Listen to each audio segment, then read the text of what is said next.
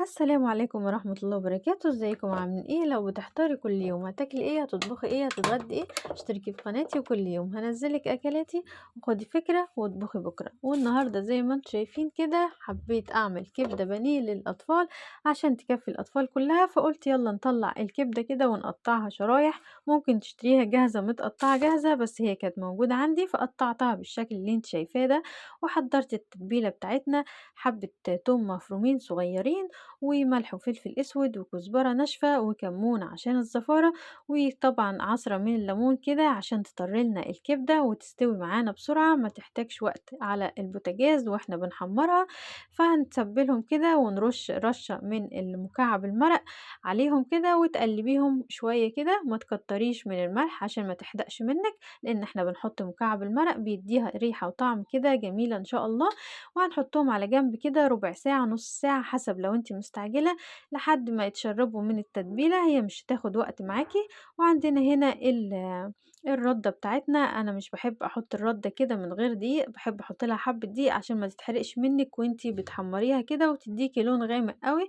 فده سر اللون الفاتح بتاع الكبدة البانيه اللي احنا بنشتريها من المطاعم. فيدوب كده ولا بيض ولا اي حاجة ان شاء الله، هتحطيها في الردة والدقيق اللي احنا عملناه ده، هتمسك معاكي من أول مرة، هتقلبيها كده وتضغطي عليها وهتحطيها على جنب كده عقبال ما تحضري الزيت. ولازم الزيت بتاعنا يبقى غزير كده ويبقى سخن عشان ما يفكش منك التتبيلة بتاعتنا، ما تفكش منك. وزي ما انتم شايفين كده كنت بعمل تيست للزيت اشوفه سخن ولا لسه.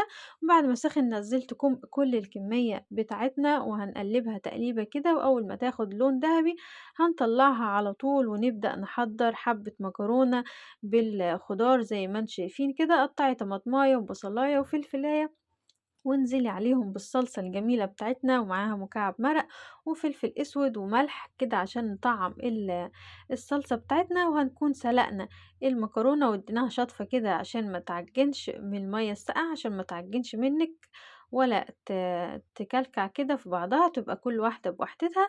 وزي ما انتم شايفين نزلنا بالصلصة بالخضار كده عليها، احلى مكرونة ان شاء الله ممكن تاكليها كده. وخلصنا كمية الكبدة كلها وعملنا حبة طحينة زي ما انت شايفة الكبدة الفاتحة بتاعتنا، ورشينا عليهم كده حبة جرجير. لو موجود عندك خضرة حسب اللي موجود عندك، ما تقفيش كده عند حاجة. وحضرنا المكرونة بتاعتنا زي ما انت شايفين كده، يلا حضري شوكة معانا كده وحضري رغيف، ويلا اعمليك سندوتش كبدة كده وعليها رشة من الطحينة زي اللي بنشتريها من بره، ولا أطعم ولا أحلى كده من الكبدة دي. الأطفال عجبتهم قوي، يلا كده جربيها وقولي لي رأيك فيها. ودي كانت غدوة النهاردة، ما تنسنيش كده باشتراك ولايك وخدي فكرة واطبخي بكرة. وبألف هنا وشفا ليكم ولينا، ومع ألف سلامة.